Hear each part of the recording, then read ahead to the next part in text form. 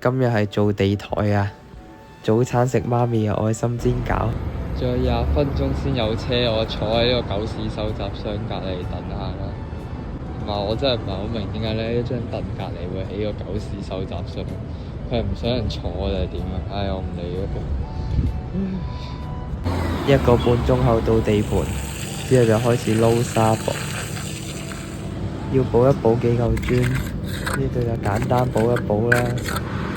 最尾用咗我1個鐘頭。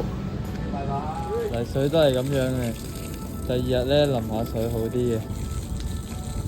我喺呢度搬咗成個幾2個鐘，咁而家就準備開工啦。呢個位都要做埋就收工，又搞咗成個鐘，唉，而家先開始放水咯，倒膠水，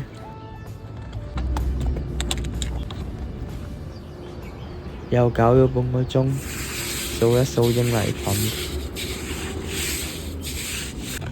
咁就開始做地台啦。